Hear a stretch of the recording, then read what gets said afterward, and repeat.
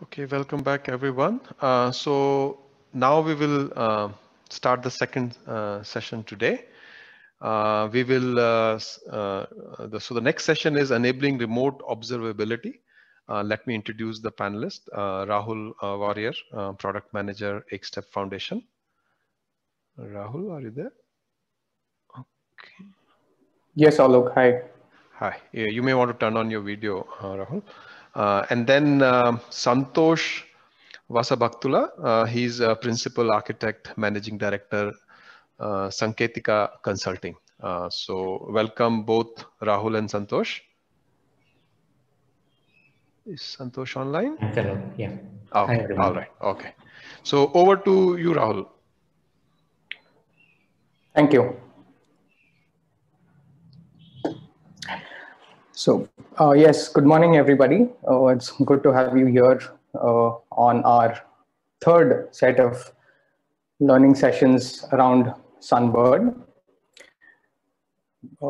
Is my screen visible? Not at all.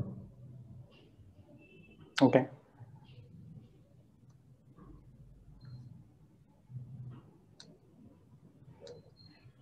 How about now? We are seeing speaker notes. Okay, let me just resume this once again.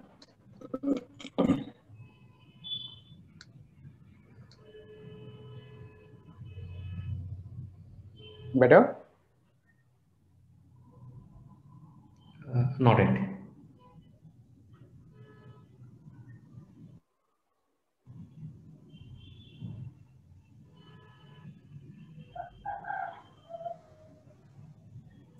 Can you see my screen at all, or is it that it's not visible at all?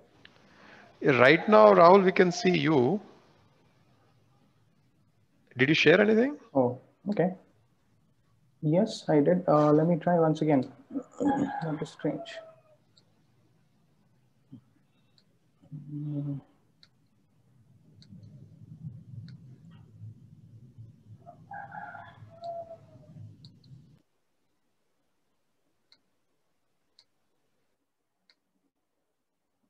How Yes, about we now? can. Yeah, we can see now.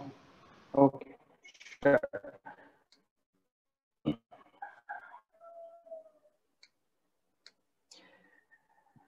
Okay, so welcome once again to the third session, like I was saying. And it's good to have all of you here. I hope the sessions so far have been informative and useful. So we have covered up until now the different capabilities that Sunbird as a platform enables, as well as we have looked at the underlying architecture, the deployment, etc. And today we will be looking at yet another very important capability of the platform, which is the ability to measure. So how does Sunbird as a platform provide the adopter with the capability to measure? Right? The idea of measurability is something which is very important once you put anything out there for consumption. So how is it that Sunbird allows you as an adopter or as a user to enable measurability from different angles is what we're going to look at today. Now, this is a throwback to a slide that you've probably seen across various sessions. There are different personas, different types of interactions and different use cases that Sunbird targets, right? Be it a learner, somebody who's helping you learn, or an administrator who's managing. There are different sort of interactions which we broadly bucket into three. There is the learn, the help learn, and the manage learn. And there are learning as well as administration interactions that the platform supports. And given we are operating primarily in the education domain, we are looking at environments such as K-12, self or assisted learning, professional learning, skilling, etc.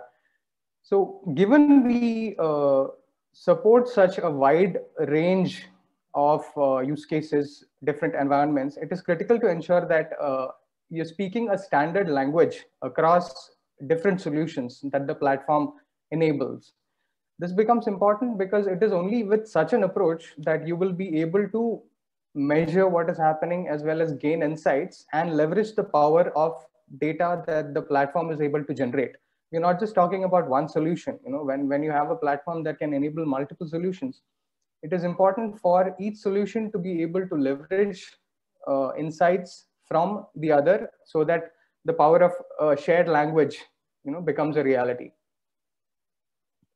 So what is it that happens once you put a product or a solution out there? Right? It starts getting used. The typical questions that come up as soon as you put it out there are, who's using my product, right? What are they using it for? What are they doing on the product? And when are they doing it? These are usually the first set of questions that any product or services will incite as soon as you put it out there. Once you get to these level of questions, people tend to drill down further to say, okay, fine, if my users are doing X, Y, Z, how are they doing it? More interestingly, why is it that they're doing this and not something else? So these are the kind of questions. This is the general landscape of questions that you will see when any solution or when any product is put out there for usage. Given this construct, then it becomes very important to be able to quickly and very effectively address such questions. So this is when I'd like to introduce a term or a construct which has the capability to generate a wide range of emotions across various teams, be it business teams that we're talking about, developers, etc. The range of emotions that this specific term spawns is very wide. It could be skepticism, it could be relief, even anxiety sometimes. So what do you think this term is? No, I'm not talking about timelines or deadlines, which is what the most popular guess would be. This construct that I'm referring to is something we call telemetry. And yeah, it is true. This, the term can spawn all kind of emotions. So what exactly does telemetry refer to? By definition, it is the ability to be able to measure remotely. So the ability to measure something remotely and send the data for analysis to another system is what the term by itself, by definition, refers to. Now, if you're possibly thinking that, this sounds like rocket science, you wouldn't be too far off the mark. So in fact, telemetry is a term that is frequently used in the context of rocket or satellite operations. And interestingly, it is in this context of satellite communications that I was very first introduced to this term, telemetry. But then that's a story for another day. So we'll come back to what the context of Sunbird is. It is the ability to allow or provision for measurement depending on wherever it is being used. It could be an app being used in Bihar, it could be the portal being accessed somewhere in Europe. But you really want to be able to know what is happening, what is it your users are doing, and you want the data to flow to you for analysis. So that the underlying construct that enables us to do all of this is what telemetry is. Now, how is it that we get telemetry to function? So at the core of telemetry, we have something called an event. An event is just that. It is something that has happened, right? It is a recording of something that has happened. It could be a user action. It could be a system response. It could be anything that you want to record. So an event is the most granular item of measurement, right? And based on the various types of events that you want to capture and record, you bring in the ability to categorize events. So what happens is you have various types of events defined, and based on what is the action that is occurring, is it a user clicking a button, is it the system auto-generating a response, etc. You generate that specific type of event, which you can then later go through and analyze in order to understand what is happening. So these events, which are categorized to capture various user actions, are at the most granular level, and the consumers produce these events, which then flow back to the system for analysis. Now, the entire telemetry construct of Sunbird is something we designed the ground up after looking at several existing services or features which were available. Google, for example, right? So Google Analytics, it's a platform that is readily available. You can plug in Google Analytics code into your app or your portal, and Google gives you several measurements and metrics out of the box. So why is it that we did not go with something existing? So one, Google is a third-party service. The data will reside with them. It will be owned by them. At some point, you'll end up paying to be able to look at your own data and to be able to analyze it. And again, it is a very generic service that lets you measure anything. And when we're talking Sunbird, we were very specific to the education domain. We wanted the flexibility to be able to standardize things. So when you are talking about a platform, it is important that the solutions that you enable, right, all talk the same language. There needs to be a standardized construct for the generation, transfer, as well as receipt of data, so that all the data that is generated on the platform can be analyzed, and every solution can take advantage of insights from such data. So Google APIs we had to pass on. TinCan, again, is another high-level API which you to do things like this. But again, it is sort of fairly high-level, TinCan, or there's XAPI. And it's a little high-level, and it leaves bulk of the standardization to the developers. So what happens is an adopter who's using one of these will have to come up with their own definitions and try to interpret it in a fashion that suits their use case.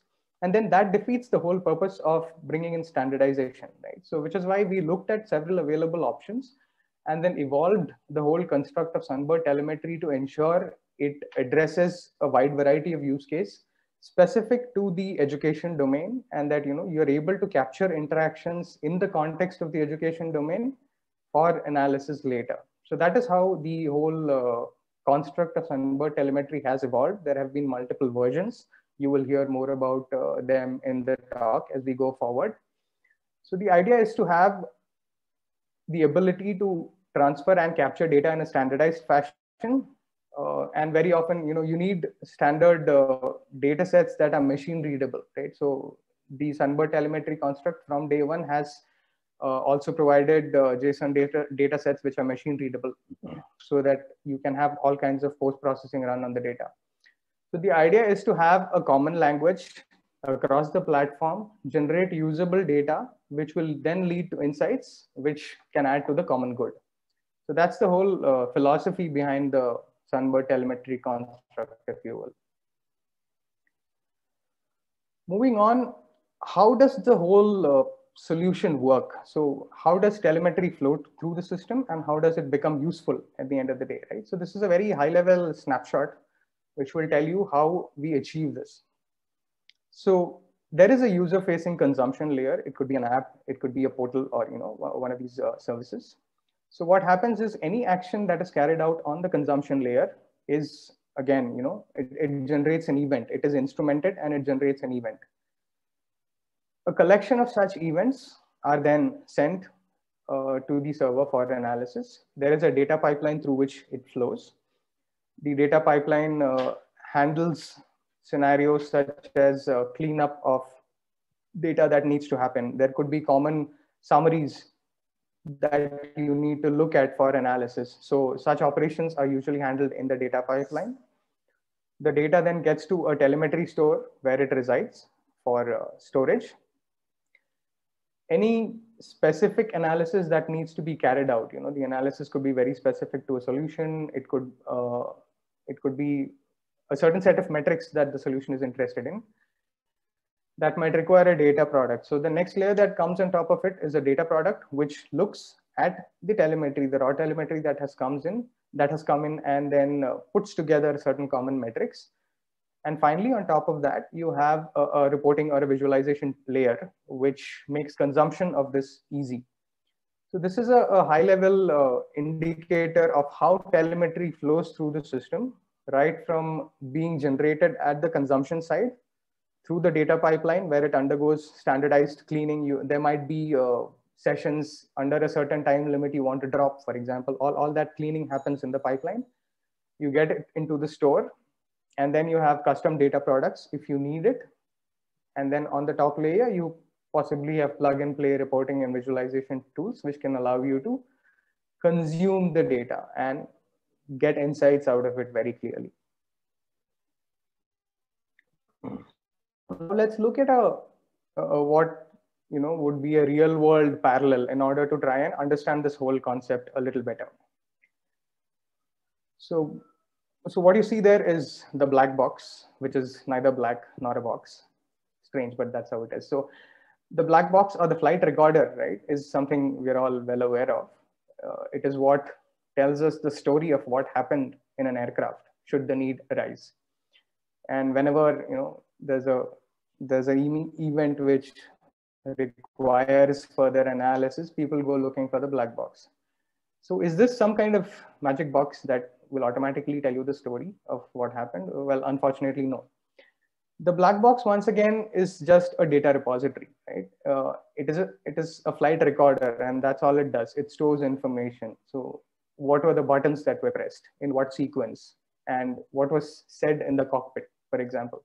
All that gets recorded, and it is just a repository of data. You cannot open the black box and expect magic to happen. There is a lot of processing that happens in order to get to the final story.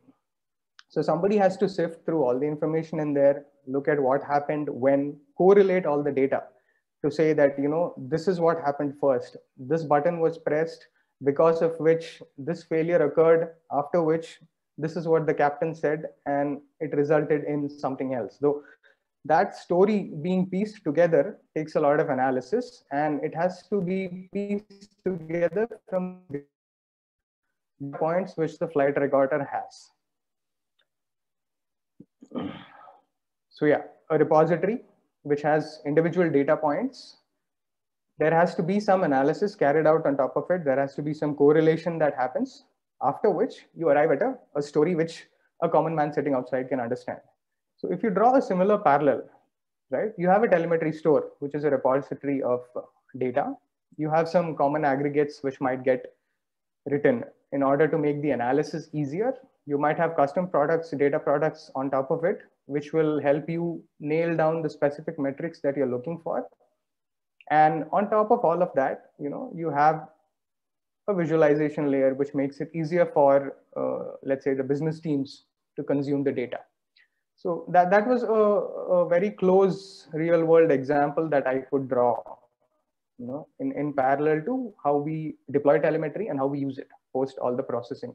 So while it may seem like telemetry has all the answers, it is not as easy as it sounds, was the point I was trying to make. There's a lot of work that goes into it, both preparatory as well as post-processing. So what is it that you have to keep in mind when you start looking at putting telemetry together for usage, right? Your telemetry has to go in early. Given that you're using this to measure usage, right? If you don't have the right telemetry instrumented when your product goes out there, any usage that you're receiving at that point in time is lost, essentially because you can't measure it. You don't know what the user has done, right? So if there is a button that you have not instrumented properly, of course, you will not know how many times that button has been clicked or what the user did after they clicked the button. So it is very important to make sure that your core workflows are completely instrumented so that you have a very reliable way of knowing how it is being used. And it is important to do it early on, right? You cannot think of telemetry as an afterthought. It can't come in as a second or third iteration. It needs to go in right in the beginning so that you know what is happening, because a lot of your subsequent decisions are going to be based on that. And once you make sure you have instrumented it properly and it has gone in as early as possible, what comes in after that is ensuring that you put the data to good use. Very often we have seen that, people ask for a report, you generate a report, and that's where the story ends. That is not really the most effective way of looking at data. The data has to lead to insights, which are then actioned, right? Only then is that loop completed. Otherwise, you're just generating reports and there's nothing coming out of it. So these are a few key points to keep in mind when you look at using telemetry and enforcing measurability. Again, now, how do you use the telemetry and how does measurement help? Right? In what scenarios do you turn to measurement and the capability to understand metrics? There could be funnel analysis, or there could be product improvement cycles that you're looking at. Let's say you could put a page out there with multiple flavors, and you would want to know which one is doing better. It could be better design, it could be better usability, etc. I mean, these are familiar and common concepts. There could be usage measurement, right? You might want to know that, okay, you have rolled out a sign up workflow. You really want to know how many people are starting on the registration page, completing sign up, and then accomplishing a goal that you wanted them to. That is another metric or a funnel that you might want to measure. You might want the system to trigger some actions. So for example, as a user, let's say I have consumed the course, right? And then you might want the system to check my score and then give me a certificate in an asynchronous fashion. So once again, you might use an event to indicate that a user has completed a particular course and this is their score. And based on that specific event as an input, the system might later take a different set of actions. Right? So these are the various scenarios in which you can put your telemetry to good use. You will see more examples as we go further. So having given you a little bit of background on telemetry, having spoken about what a real world parallel could be, we will now get into understanding what the details of the telemetry construct are, right? So what are the specifications of these events, which are the low level granular items? Well, how do you use it? And what are some examples and insights that you can get from the telemetry events themselves? How is this being put to good use? And for that, I'd like to invite Santhosh, our principal architect and a key member of our design council on Sunbird. Over to you, Santhosh. Thanks, Rahul. Will you stop sharing the screen? Yeah, done. Share the screen.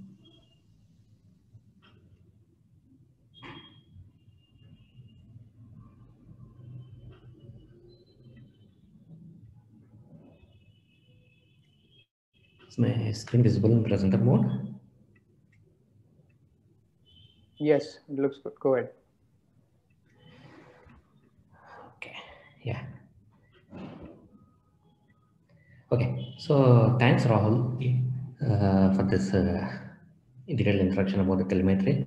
Hi everyone, good morning. While Rahul has given a high-level overview of telemetry, I will deep dive into the Sunbird telemetry spec, explaining the anatomy of the telemetry event and going through in detail the various event types that are part of the spec. Recollecting our earlier sessions on Sunbird is built to be fully data-driven and telemetry is what enables it. I will refer to telemetry as a backbone of Sunbird. Moving forward, let's take some time explaining the concept behind telemetry. The fundamental concept of telemetry is to identify, analyze, and aggregate every user interaction to be able to gather valuable insights to better the system. Every user interaction with the system generates discrete events, with every event articulating who did what, on what, and where, using what in relation to what. If we say most of the verbs that we highlighted are who and what, to be able to capture all possible information in an event so that it is actually usable for an analysis. And now breaking down the phrase of who did what, on what, and where, using what in relation to what, this is the anatomy of the event. So when I actually talk about the various sections of the event, who captures the information of the actor who has performed the interaction.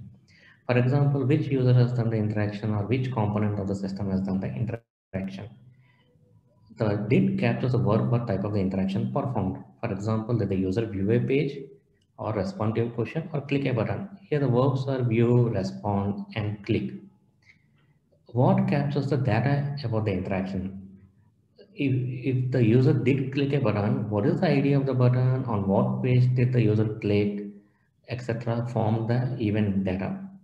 Onboard captures the details about the object on which the interaction is performed. For example, if we take the example of the button click which we are discussing now, did the user click the button or link of any content card? If so, the object here is the content card. It can be anything. Say, for example, if the user clicks on a join course button in a course page, the object that he is interacting with is the course. And going on the next phrase, and where captures the details about the context of the interaction. For example, continuing the example of button click, we capture the context attribute of the specific interaction such as device ID, session ID, channel, or tenant ID of the interaction. Using what captures the details about the additional context information such as what tool did the user interact with. For example, did the user do the interaction in mobile or web portal in relation to what captures other correlation data that has triggered the specific event. For example, did the user click on the content card after explicitly searching for the content? See, all of this will be part of what is the correlation data of the event. There is also a section, an about section of the event which captures some basic qualifying information about the event, such as when the event has occurred and what is the unique message ID of the event. We will revisit this in detail in the next few slides. Here is the complete structure of the telemetry event. So telemetry by default is defined as a JSON specification. The entire envelope is common for all event types, wherein only the data section changes per event type. I will break down this each and every section in the next few slides. So moving forward, the first diving deep into the qualifying information about event. First, we have the event basic information attributes: timestamp, version, and MID. Timestamp is used to capture the event generation time. Version is used to denote the telemetry spec version. All events are versions so that new versions can be introduced supporting backward compatibility. MID or message ID is used to uniquely identify event.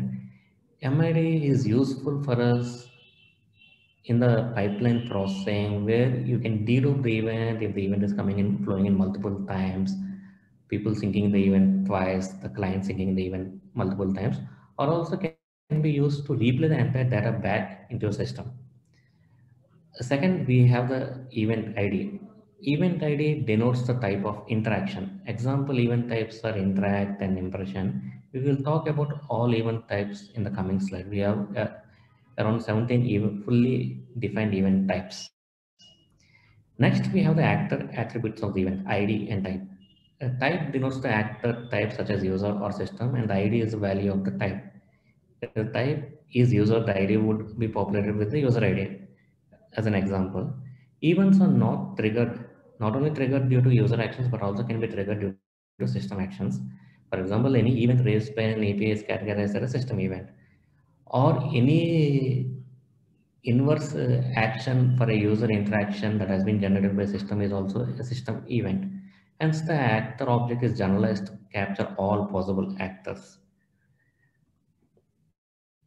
Yeah, coming into the next section of the event, the context. First, we have the attributes to capture the details of the producer of the event. Here, the producer has three attributes: ID, which is used to capture the unique ID of the component or the producer. Then we have a attribute called PID, which is if the component is distributed itself, what is the subcomponent that has produced this event? And there's a version of the component itself. For example, if it's a component that is a mobile app which is producing the event, we can know from which version of the mobile app has produced this event. And if you look at the examples, if you have the examples over here, an event raised within a mobile app, how does it look like? Where ID is your Sunbird.app and PID is also Sunbird.app, because it's the same system that has been generating the event. Whereas if you look at our next example, a event which is raised within the content player, where content player is the subsystem of the embedded app. A event raised within the content player in desktop, how does it look like, the P data information? And another example of how does the P data look like when the event is raised within a portal app. So this gives us the ability to be able to slice and dice based on a high level component as well as a subsystem as well. For example, if anyone wants to analyze only the player events, they just need to pull out the information using the pdata.pid attribute. Going forward, there are, in addition to the producer details, we have other details such as channel, environment, session ID, device ID that are part of the contextual data. Contextual data also has a provision to capture data for rollups. If you look at a channel is used for which channel has produced the event, it is to be able to isolate your tenant or isolate your organization. So it is used for data isolation. Then you have environment within your feature itself. What environment did you raise the event? So you can break down your app into multiple features. For example, if courses can be a feature, textbooks can be a feature. So what environment is the feature has been raised, event has been raised. Then there is a session ID on in which session of the user that this event has been raised, and also device ID of the user. One of the best practices that we always follow, even though fields attributes like session ID and device ID are optional, is to be able to generate a reproducible unique ID for both session ID and device ID, so that it helps us to be able to identify key metrics like distinct devices, distinct sessions, and we can use to identify distinct devices and sessions even though the user is anonymous, even though there's no user. One of the best practices that we can follow. The last part of the context are the attributes to capture the correlation data. The correlation attributes can be used to connect various discrete events when there is a shared context among all those events. These attributes is the ability to perform funnel analysis where we would like to identify all events which are part of a user interaction flow. Rahul has touched upon the way how telemetry can be used to do funnel analysis and improve product experience. Few of the funnel examples of the funnel data are, let's say you want to analyze how a first time user explores the app. A CData tag of first time user will enable the data products to pull all events and do a funnel analysis.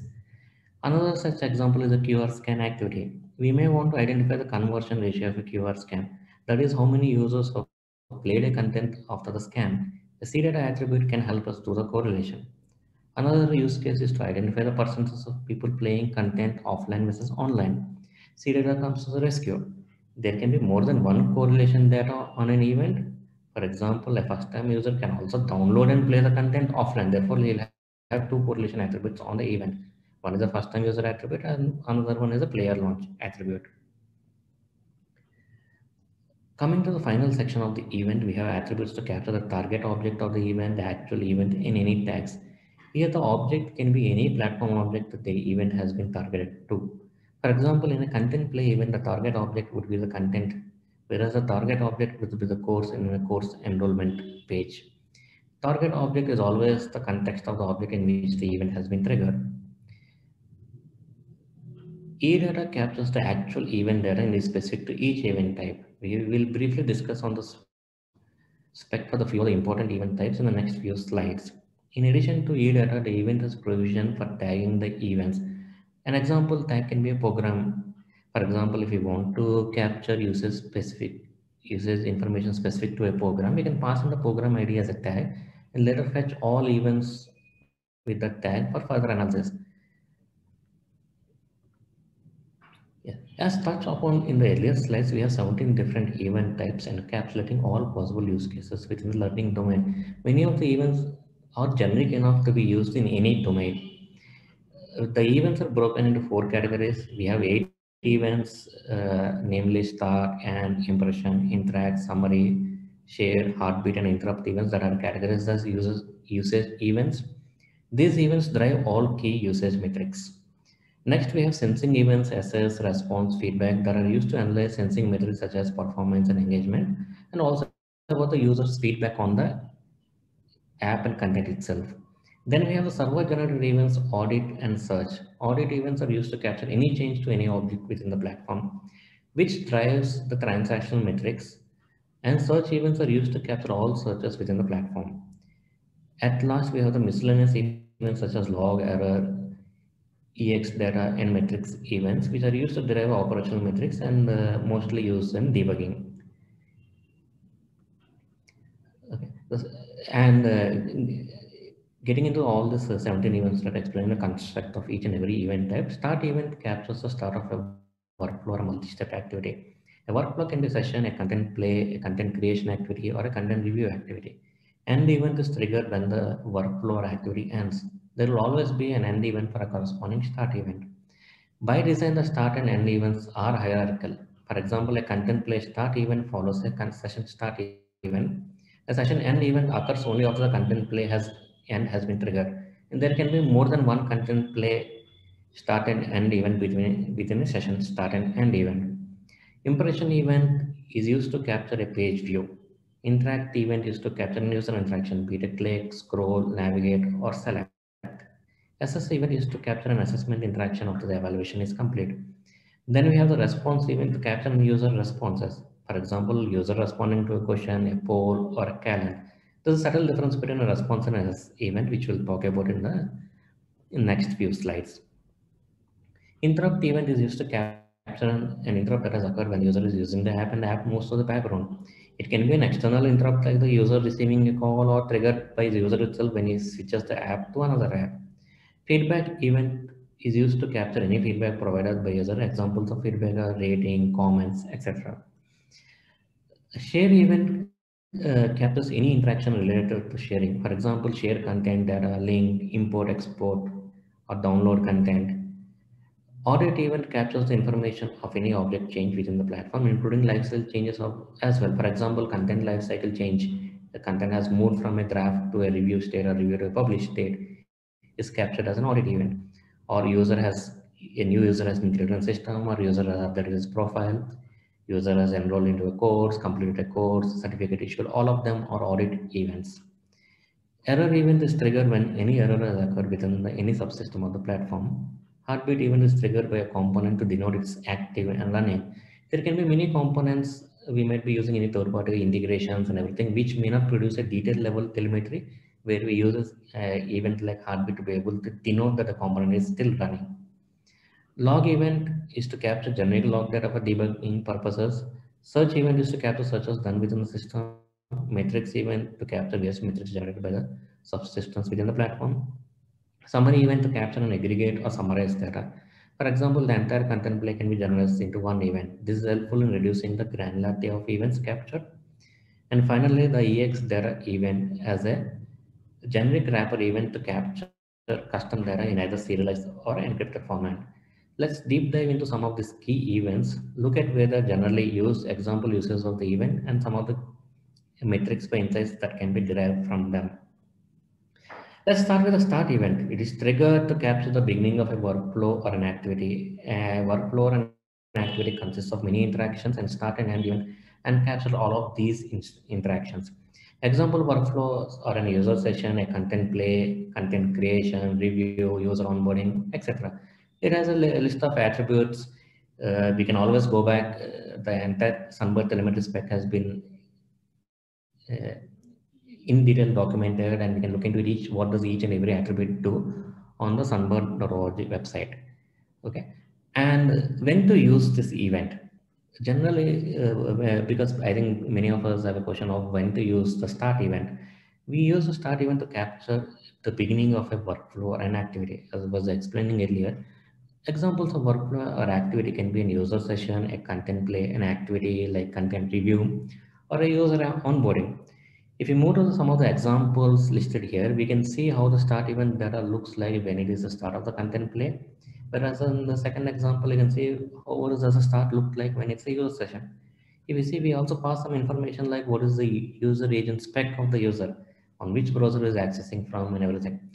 This helps us to be able to do some kind of a low level analysis of what are the browsers, most of the browsers your users are using, or what are the device variants people are using, resolution sizes that people are using at the ground level.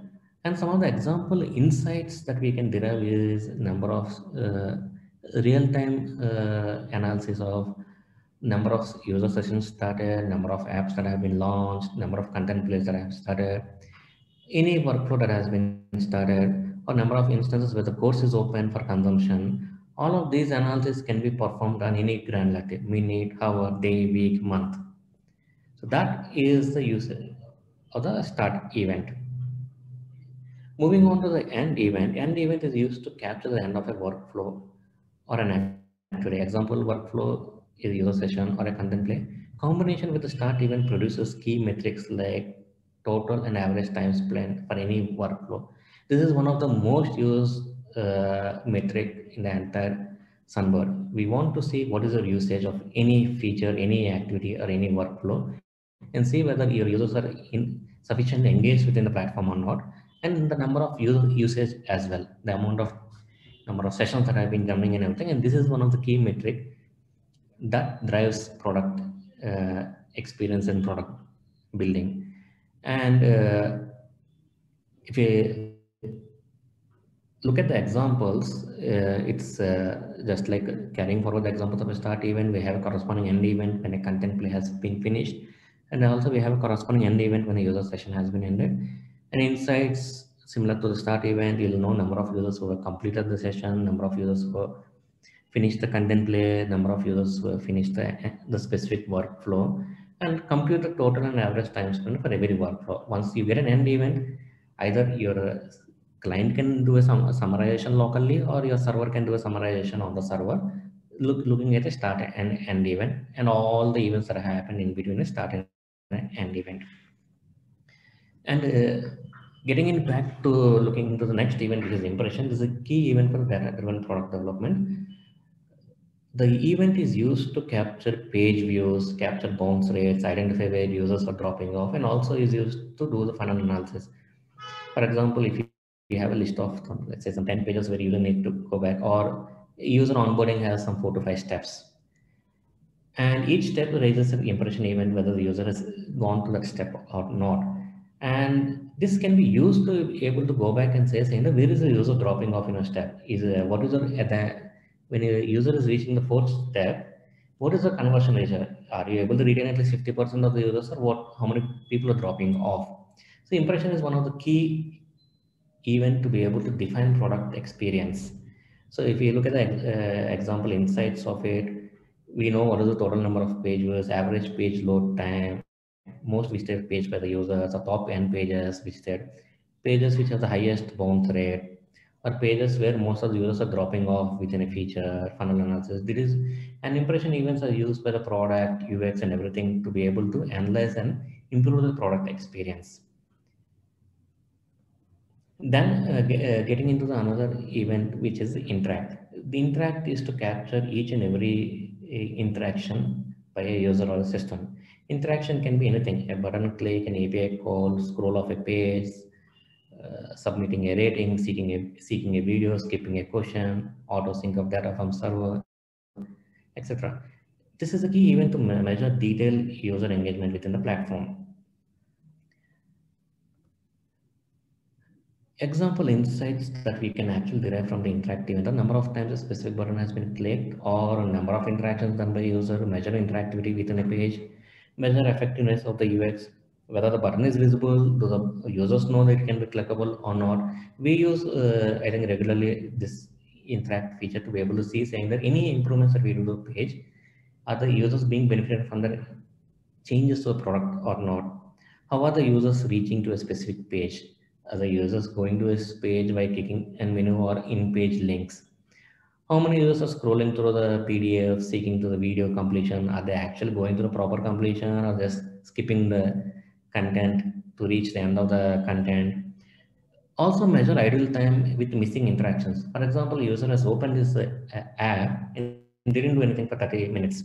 So we cannot count his time as usage time as 30 minutes because he hasn't done any interaction. And the interact event helps us to be able to weed out any of such idle time of the user. If there's no any interaction between a specific duration, we can actually ignore that time.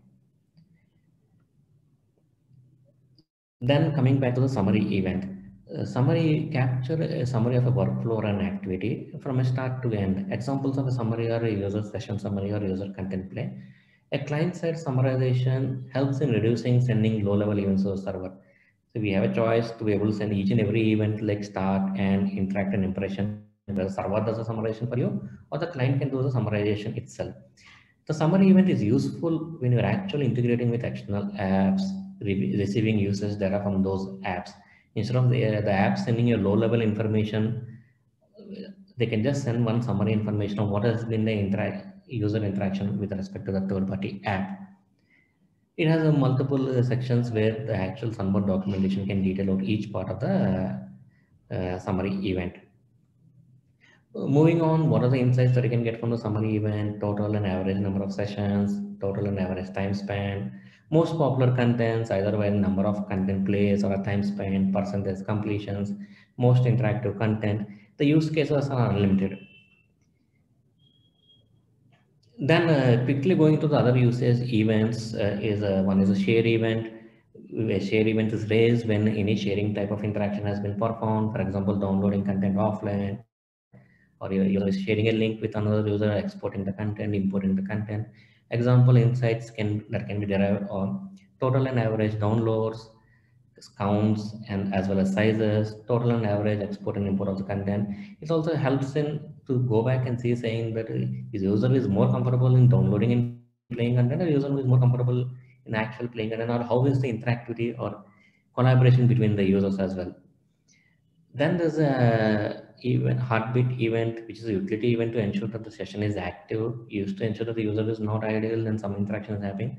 When working with libraries or components that do not send detailed telemetry, heartbeat is useful in those cases. For example, an HTML content open in iframe would not produce any events, and we use heartbeat event to ensure the session is active. Same is the case with an H5P content. Interrupt is used to get accurate measurement of time spent. For example, when the app goes to background, an interrupt event is raised, and another interrupt event is raised when the app comes back to the foreground or to the focus. The difference between these two events is negated from the total time spent to compute a realistic time spent value. Moving on to the sensing events, SS is one of the key events that is being used to track users' performance metrics on the platform. We raise this SS event whenever a question was answered by the user.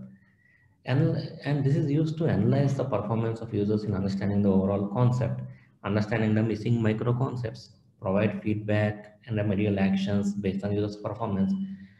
For example, in SS events, we not only compute the score, we also capture the user responses in the attribute called rest values.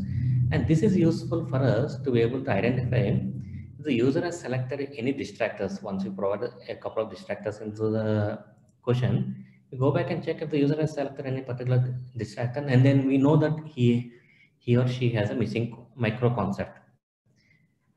If we take one example of an SS event, you can look at an example of SS event where we ask the question to the user or the child on what is the capital of Andhra Pradesh, and the options are Vijayawada, Tirupati, Hyderabad, and Vizag. And the reason on option like Hyderabad was there as a distractor for the user, and if the user has selected it, then you know that okay, he's still not clear that okay the capital has been split or something, or he's not particularly sure about it. And the example insights that you can derive are percentage of users who have answered the questions correctly, or the percentage of users who have selected a particular distractor. In this case, the example which is Hyderabad is a distractor, it's a missing micro concept. Percent of users who answered within 5 seconds, you'll also know. For example, if anybody is selected within a second, then you know that the user hasn't actually gone through and randomly selecting an option, even though it's right. He might, by luck, might select the right answer, but your time spent will tell you that whether user has read through the question or not. How many users have successfully scored above a threshold and received a certificate or a badge? How many users have retried a particular question? And also you can do a question level analysis or a concept level analysis of is this concept tough for the users or what is it? If most of the users don't score at least 50% of your assessment, you know that it's maybe the concept is tough for the users. Moving on, there are other sensing events like a response and a feedback. A response event is triggered whenever a user is responding to any interaction. Example use cases are responding to a question, responding to a poll, RSVPing into a calendar event. This is useful to derive detailed insights in case of questions such as how many users have changed the options multiple times before submitting the answer, or how many users have aborted after selecting an option. And feedback is used to capture type of another type of responses like rating and comments. Example insights are average rating of the content, top rated content, or feedback to others to improve content quality. Any interaction with the question raises a response event. This also helps us going into deeper analysis on how the users have chosen the answer, what is going on, and with the thought process before choosing to submit the question. The difference between a response and SS is that SS event is generated only after submitting the answer and an evaluation is complete. Response is generated whenever an option selected or changed. Then coming into the actual server-side events, audit is one of the key events that we use very frequently. This is to trigger an audit event for any change to platform objects, user, content, group, etc. And also to derive key transaction analytics over a period of time. To derive all real-time analysis of platform users, not depending only on the client telemetry. And also we use audit events to be able to trigger asynchronous workflows. Some of the example insights of audit event are number of users enrolled in a course over a time. We can get a day-wise enrollments to see how people are enrolling over a period of the course. Number of users who have completed the course. We'll know whether users are completing at the end or in the beginning or where they're completing, how is the completion looks like. Number of contents that have been sent for review or published last week. Average time taken for a state change. Let's say you sent for content to publish after the review, how much time did it take for the actual publish to happen, complete? Or how much time did it take for the content to be sent for review from a draft status? What is the average time taken for an actual content to be published from draft to live? Number of new users registered yesterday, number of people who have either created or joined a group yesterday. So this event is one of the key to be able to answer any transactional activity that is happening on the platform.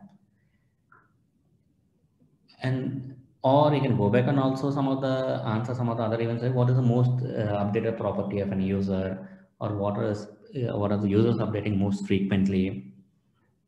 So this also helps us to be able to know or define your UX as well, to see saying that if you know there are only two attributes which user changes mostly, then you can define your UX to only show those two attributes and rest of them can be hidden. Then we get into the search event to capture any search request generated within the platform, analyzing the search data and its effectiveness, correlate search data with the user interactions, improve the search events in turn as well, which in turn improves discoverability. Then we have the miscellaneous events like error log, metrics, to capture information about the platform health, debugging information, or system health as well. For example, you can enable functional monitoring to improve product experience using the error event, or also help with debugging and proactively fixing the issues even before the users have reported it.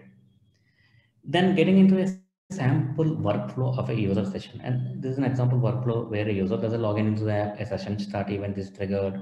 Once the user has logged in, he's directed to the home page of the app where an impression event is triggered. Then the user browses the app, looking at his profile, looking at his course enrollments, any certificates issued. He browses the content, browses the app, which would generate a plethora of interact and impression events. The user would then start his learning by discovering the content or a course he or she is interested into. The content discovery can trigger a search event as well. The user then proceeds to play the content, which would trigger a start and end event. He can repeat this any number of times within the session, which would raise those many corresponding content play events, including content summaries. The user may also update his profile or enroll into a course, which would generate audit events as well. The user then logs out, ending a session. So if you observe closely, a start and an end of a session encapsulate multiple usage and server-side events, including summary events. An activity or a workflow of user session encapsulate multiple content play workflows. Hence, start and end events are hierarchical. If you just go back into this view, how the actual session looks hierarchical, you start and you open the app, a start event is generated for the app, then you do some kind of an app interactions, then you get into you log in, an app session has been generated, then you go back and do some other interactions within the app, then you go back and go and play a content. You come out of the playing a content, then again you do some interactions within the app, again you play back a content, you come back. So the entire your usage is hierarchical in nature. So this actual view encapsulates how the system generates those events and how the start and end are hierarchical in nature, and how a one summary encapsulates multiple summaries. Then getting into one more example of an example flow of an assessment. If you look at it, you have a start attempt which raises a start event, also an impression event. Then we have a user providing a response which generates an interact event, also a response event. then the user can provide an incorrect answer or a correct answer, which triggers a raising of an SS event. Then the user can view the solution after, if it's an incorrect answer, then your impression event is raised, then he can end the attempt as well. And end event is ready. And if we go back and say what are the metrics that are generated with this workflow of an assessment, one, we have a total and average time spent of the assessment. Then we also know that, let's say that there are some 10 attempts of the assessment, how many are successful attempts and how many are failed attempts. Then also we have to see saying that if people have opened an assessment, how many times people have viewed the question and haven't responded back. Let's say out of 10 times, are the users viewing the question 8 times or 9 times, but only responding 6 times. It also gives us a way to say, saying that if user has provided a wrong answer, are they actually viewing the solution as well? So in each and every event is very crucial for us to be able to do a detailed analysis as well. Diving deep into each and every analysis, and the depth of the analysis is unlimited. Hence the reason for us to be able to have a detailed event types defined to be able to do any analysis possible. Yes, that's I think the gist of the entire telemetry structure and how did we define a telemetry event and what are the uses of various event types, when to use, and what are the example insights that we can derive of the event types. Thank you, Alok. Yeah, thanks, Santosh. Okay, so there are a couple of questions. Let me start with the first question. Santosh, you talked about, and I think Rahul also mentioned that, capture as much data as possible, right? Using the telemetry events. So question is, will that create a significant data load on the system? How's the data load managed? Are there any practices, recommended to archive or retain something already enabled in the platform? Yes, so in the sense that the archival process, we have some of the data policies set up. So it's the instance of the platform that defines the data policies. And based on the data policies, the data is retained because it's also compliance as well in most of the cases. So based on data policies, the platform enforces the data policy. If you have a data policy stored data for a year, then after a year, the data is automatically purged. The platform is flexible in that configuration. And two, yes, we also enabled some of the libraries enable traffic shaping. For example, out of the 17 event types, some of them are important events and some of them are not important events. So during a tremendous usage or something, we can drop some of those events as well. They can be dropped in a client tab or they can be dropped once they receive, they get to the server as well. Yes. And we will talk about it in some of these aspects in the coming sessions when we look into the data pipeline in detail. Okay. But if I just extend that question, is the system, or maybe you can give some specific, is the system allows the design of Sunbird Digital Infra allows huge data, telemetry data to be managed? Any reflection, anything, any insight on that? Sorry, Alok, can you come again? Yeah, so question is Sunbird design allow managing the significant data which might get generated by telemetry? Can you share some perspective on that? Yes, see, as I was explaining earlier, the traffic shaping and everything. See, for example, if you go back and see the log and error events are the most generated data, and we drop them off the moment they come into the pipeline, or they're sent into a very, very low transient storage. Let's say they're only retained for a couple of days. But whereas some of the users information like start and interact impression events are retained for longer duration. So the pipelines are being separated for this processing of those events, where key events are processed as a priority events as a one pipe, and non-key events are processed as another pipe. And this, I think, we will discuss in detail when we talk about the data pipeline itself. Okay, got it. One question, Rahul, are you there? Yes, Alok. So one question, Rahul. Since the system has the ability to generate a lot of data, right? Any recommendation about how the adopter of Sunbird should use this data? Should they consider sending all this data to the user? Any thoughts? Any suggestions?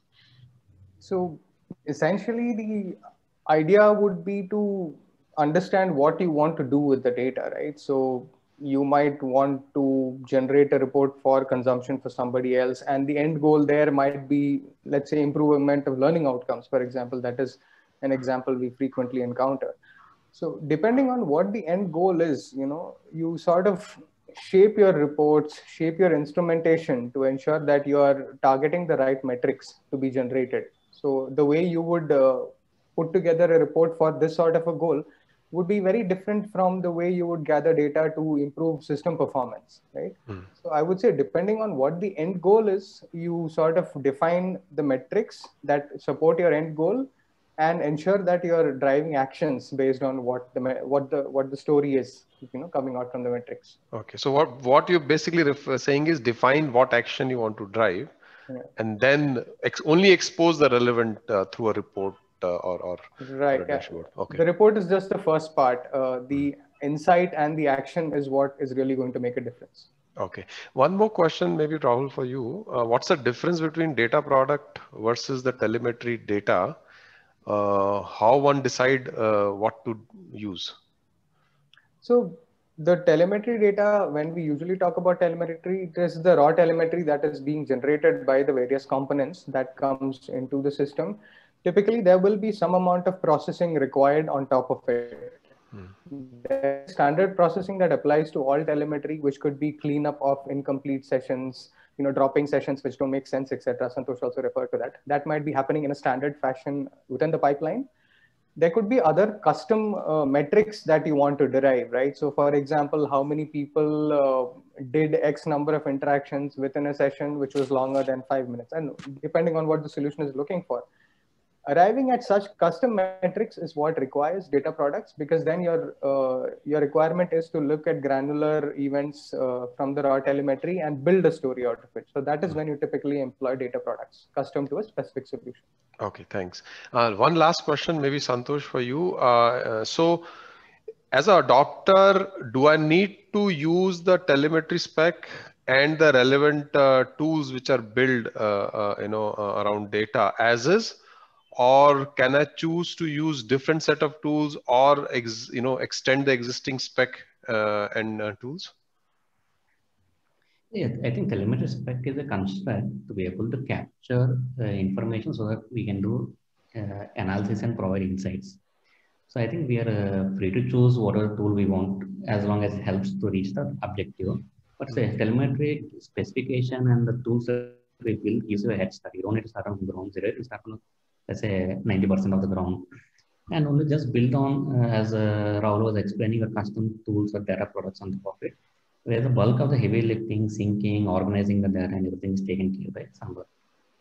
It's a generalized solution, but yes, it also has provision to extend it. Okay. Okay. Got it. Just, I think one last question just came in. Looks, it's an interesting question. So given that, country like India, right, where the internet bandwidth can be challenged in many, physical geographies, is the telemetry built in a way which it can, so that it gets modulated based on the internet bandwidth availability, or will it, create an impact on the user experience? This is a telemetry specification. It's not an actual implementation. And using the specification, the apps or the systems instrument the event, and is also being built into the systems on how this particular problem should be handled. For example, in the mobile app, what we do is that we collect all those events and do a ZZip of those events to be able to reduce the event size and then sync the data back. And also, if the data is huge, we can also build logics to be able to do some kind of traffic shaping where we discard the not important ones and only try to send only P1 events. Or as a spec also denotes as a summary event where you can actually summarize everything into one summary event and discard the rest of the low-level events. It's a specification to be able to handle all possible use cases. And it's left to the implementation of the app or whatever the system is to be able to make the best use of the specification. Okay, thanks, Santhosh. So I think we'll close the session. We are a few minutes over. So thanks, Santhosh and Rahul, for your session.